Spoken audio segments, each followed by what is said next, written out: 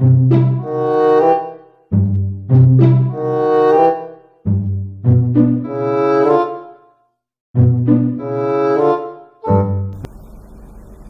தேர்வுகளுக்கான இன்றைய முக்கிய நிகழ்வுகளை பார்க்கலாம். முதலாவதா national conference on Jal Kranti Abhiyan, இது இப்போ ரீசெண்டாக நியூ டெல்லியில் நடத்தப்பட்டிருக்கு. இதை நம்மளுடைய water resource minister Uma Bharati இதை இனாகிரேட் பண்ணியிருக்காங்க. First of all Jal Kranti Abhiyan இதை பற்றி நாம் கேள்விப்பட்டிருப்போம். இது கொஞ்சம் வருஷத்துக்கு முன்னாடி நம்ம யூனியன் கவர்மெண்ட் லான்ச் பண்ண ஸ்கீம் இது. ஸோ இதன்படி பார்த்தோன்னா, அதாவது ஒவ்வொரு டிஸ்ட்ரிக்ட்லையும் ஒவ்வொரு வில்லேஜ், அதாவது வாட்டர் கிரைசிஸ், அந்த நீர் பற்றாக்குறை இருக்கிற வில்லேஜை தேர்ந்தெடுத்து ஸோ அதை வாட்டர் சர்ப்ளஸ் வில்லேஜா மாத்துறது தான் இந்த ஸ்கீமினுடைய நோக்கம். இதற்கான மீட்டிங் இப்போ ரீசெண்டாக நியூ டெல்லியில் நடத்தப்பட்டிருக்கு. அடுத்ததா ட்ரேட்மார்க் ரூல்ஸ் 2017 மார்ச் 6, 2017 இருந்து எஃபெக்டுக்கு வரும் அப்படின்ட்டு சொல்லியிருக்காங்க. ஸோ இது பார்த்தீங்கன்னா இந்த ட்ரேட்மார்க் ரூல் இதுக்கான அப்ளை பண்ணுற அந்த ப்ராசஸ் அதை சிம்பிளிஃபை பண்ணியிருக்காங்க இந்த ரூல்ஸ் மூலியமா. அதாவது முன்னாடி 74 அப்ளிகேஷன்ஸ் ஃபில் பண்ண வேண்டிய இடத்துல இப்போ 8 அப்ளிகேஷன் ஃபில் பண்ணா போதும் அப்படின்ட்டு சொல்லியிருக்காங்க. அதே மாதிரி ஆன்லைன் மூலியமா அப்ளை பண்றவங்களுக்கு 10% ப்ராசஸிங் ஃபீஸையும் குறைச்சிருக்காங்க. அடுத்ததா ஒடிஷா கவர்மெண்ட் அவங்களுடைய அட்வைசரா கே ஸ்ரீநாத் ரெட்டி இவரை அப்பாயிண்ட் பண்ணியிருக்காங்க. இது எதுக்காகன்னு பார்த்தீங்கன்னா, அந்த ஸ்டேட்ல பார்த்தீங்கன்னா நிறைய ஹெல்த் சர்வீஸ் ப்ரோக்ராம்ஸ் இனிஷியேட் பண்ணியிருக்காங்க. ஸோ அது ப்ராப்பராக இம்ப்ளிமெண்ட் பண்றாங்களா, அதே மாதிரி அதை ஸ்மூத்தா கொண்டு போய் மக்களிடையே சேர்க்கறாங்களா அப்படின்றத பார்க்கறதுக்கான ஒரு அட்வைசரா இவர் அப்பாயிண்ட் பண்ணப்பட்டிருக்காரு. அடுத்ததா நம்ம இந்தியாவில் 50 அன்சர்வ்டு ஏர்போர்ட்ஸ் அண்ட் ஏர்ஸ்ட்ரிப்ஸ் இருக்கு. ஸோ இதை அதாவது யூஸ் பண்ணாத ஏர்போர்ட்ஸ் அண்ட் ஏர்ஸ்ட்ரிப்ஸ் இது. ஸோ இதை அகைன் ரிவைவ் பண்றதுக்கான அப்ரூவல் நம்ம நரேந்திர மோடி தலைமையிலான cabinet committee on economic affairs அறிவிச்சிருக்காங்க. ஸோ இது பார்த்தீங்கன்னா இதனுடைய எஸ்டிமேட்டட் ப்ராஜெக்ட் காஸ்ட் பார்த்தீங்கன்னா 4500 crore rupees. ஸோ இந்த அப்ரூவல் இந்த ஏர்போர்ட்ஸ் அண்ட் ஏர்ஸ்ட்ரிப்ஸ் இதை ரிவைவ் பண்றதுக்கான அப்ரூவல் நம்ம CCEA கொடுத்திருக்காங்க. அடுத்ததா நம்மளுடைய கேபினெட் கமிட்டி இப்போ ரீசெண்டா ஒரு அப்ரூவல் கொடுத்திருக்காங்க.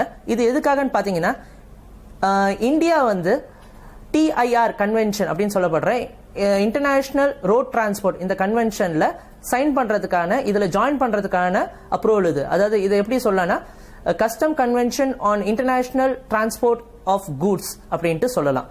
அதாவது இதுல ஜாயின் பண்ணதன் மூலியமா நம்ம இங்க இருந்து நம்மளோட வியாபாரிங்க கொண்டு போற அந்த கூட்ஸ்க்கு அந்த அளவுக்கு இன்ஸ்பெக்ஷன் இருக்காது. அதாவது இன்டர்மீடியட் பார்டர்ஸ்ல அதுக்கு அந்த அளவுக்கு இன்ஸ்பெக்ஷன்ஸ் இருக்காது. அதே மாதிரி அந்த கஸ்டம் அந்த ஆபீசர்ஸ்க்கு தேவையான, அவங்களுக்கு ரொம்ப அவசியமான ஒரு சில ரைட்ஸையும் இந்த ரூல்ஸ் மூலமா கொடுக்க முடியும் அப்படின்ட்டு அறிவிக்கப்பட்டிருக்கு. அடுத்ததா நம்ம PM நரேந்திர மோடி இப்போ ரீசெண்டா ஒரு special commemorative postage stamps release பண்ணியிருக்காரு. இது எதுக்காகன்னு பாத்தீங்கன்னா, யோகோடா சங் மத் அப்படின்ட்டு நம்ம கேள்விப்பட்டிருப்போம். இந்த மடம் ஆரம்பிச்சு 100 வருஷம் கம்ப்ளீட் ஆயிருக்கு. இதை பரமஹம்ச யோகா நந்தா இவர் 1917 இதை அமைச்சிருக்காரு. ஸோ இது ஆரம்பிச்சு 100 வருஷம் கம்ப்ளீட் ஆயிருக்கு. ஸோ இது பேஸ் பண்ணி ஸ்பெஷல் போஸ்டேஜ் ஸ்டாம்ப்ஸ் நம்ம prime minister Narendra Modi release பண்ணியிருக்காரு.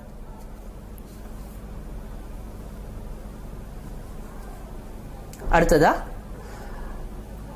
ஆனந்த் நீலகண்டன் அப்படின்றவர் எழுதின rise of Sivagami book 1 of Baahubali before the beginning அப்படின்ற புக் ரிலீஸ் பண்ணியிருக்காங்க. இந்த சிவகாமி இவங்க நேம் பத்தி நம்ம கேள்விப்பட்டிருப்போம். பாகுபலி படம் நம்ம எல்லாருமே பார்த்திருப்போம். அதுல ரம்யா கிருஷ்ணன் அவங்க பிளே பண்ண ரோல் இது சிவகாமி. அவங்களோட ஸ்டோரி பேஸ் பண்ண புக் இது. ஸோ இதை இப்போ ரீசெண்டா ரிலீஸ் பண்ணியிருக்காங்க.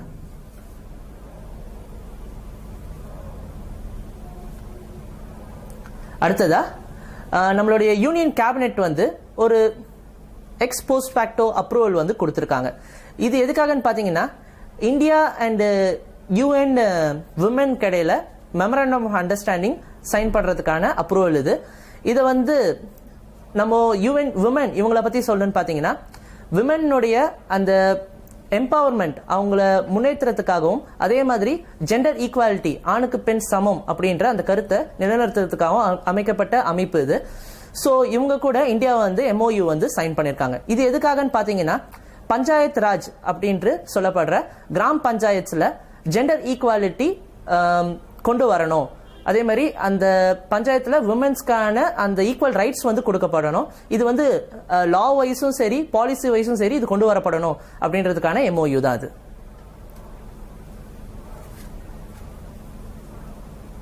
அடுத்ததா நம்ம கேபினெட் ஒரு எக்ஸ் போஸ்ட் ஃபேக்டோ அப்ரூவல் வந்து கொடுத்திருக்காங்க.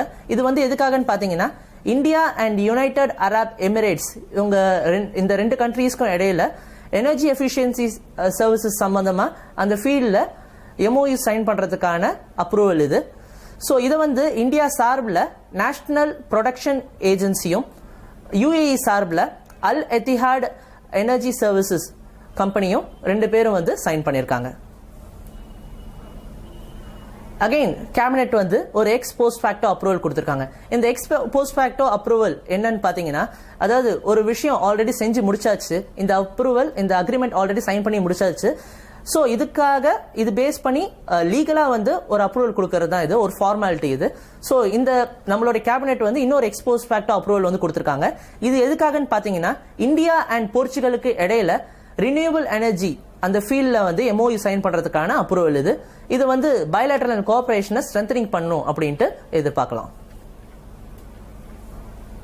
அடுத்ததா நார்த் கொரியால அவங்களுடைய ஃபாரின் மினிஸ்ட்ரி அங்க இருக்கிற மலேசியன் எம்பசிக்கு ஒரு ஆர்டர் வந்து கொடுத்திருக்காங்க, ஒரு ஆர்டர் பாஸ் பண்ணிருக்காங்க. இந்த ஆர்டரின் படி என்னன்னு பாத்தீங்கன்னா அந்த நார்த் கொரியால இருக்கிற மலேசியன்ஸ் வந்து அவங்க வந்து கண்ட்ரியை விட்டு அந்த நார்த் கொரியாவை விட்டு அந்த பார்டரை விட்டு வெளியே போகக்கூடாது அப்படின்றதுக்கான ஒரு பேன் தான் இது.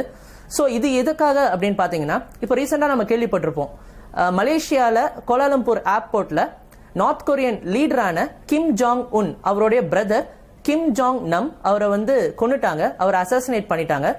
இது சம்பந்தமா அவங்க வந்து நீதி விசாரணை நடத்தணும், அதே மாதிரி அங்க இருக்கிற மலேசியால இருக்கிற நார்த் கொரியன்ஸுடைய பாதுகாப்பு உறுதி செய்யப்படணும் அப்படின்றதுக்காக இங்க இருக்கிற நார்த் கொரியால இருக்கிற மலேசியன்ஸ் வந்து பேன் பண்ணிருக்காங்க. அடுத்ததா நம்ம US பிரசிடென்ட் டொனால்ட் ட்ரம்ப் இப்போ ரீசெண்டா ஒரு எக்ஸிகியூட்டிவ் ஆர்டர் வந்து சைன் பண்ணிருக்காரு.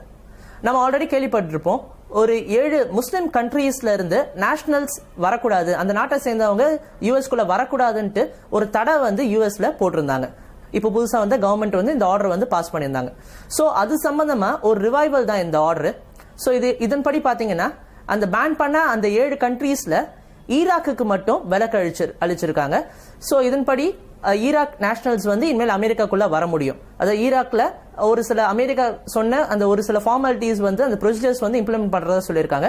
இதை தொடர்ந்து இந்த பேனை வந்து ஈராக் மேல இருந்து மட்டும் எடுத்திருக்காங்க. ஆனா மிச்சம் இருக்கிற 6 கண்ட்ரீஸ் மேல இந்த பேன் தொடரும். அதாவது அந்த 6 கண்ட்ரீஸ் என்னென்னு பாத்தீங்கன்னா Libya, Syria, Iran, Sudan, Yemen and then Somalia உட்பட இந்த 6 கண்ட்ரீஸ் மேலே அந்த பேன் தொடரும்.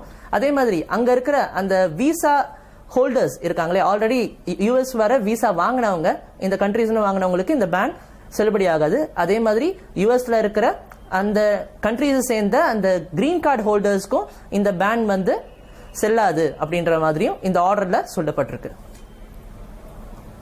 அடுத்ததா பாப்லோ கியூபஸ், உருகுவே சேர்ந்த பாப்லோ கியூபஸ், இவர் வந்து 2017 பிரேசில் ஓபன் வந்து வின் பண்ணியிருக்காரு. இதை யாருக்கு எதிராக வின் பண்ணியிருக்காங்கன்னு பாத்தீங்கன்னா ஆல்பர்ட் ராமோஸ் வினோலஸ், இவர் வந்து ஸ்பெயின் நாட்டை சேர்ந்தவர், இவருக்கு எதிராக இவர் வந்து வின் பண்ணியிருக்காரு. இந்த ஈவெண்ட் பாத்தீங்கன்னா பிரேசில்ல இருக்கிற சான் பவுலோ அப்படின்ற இடத்துல இது வந்து நடந்திருக்கு. அடுத்ததா ரைபி ரே அப்படின்ற ஃபார்மர் லோக்சபா ஸ்பீக்கர் இப்ப ரீசெண்டா அவரோட 91வது வயசுல இறந்துட்டாரு. நன்றி, மீண்டும் நாளை சந்திப்போம்.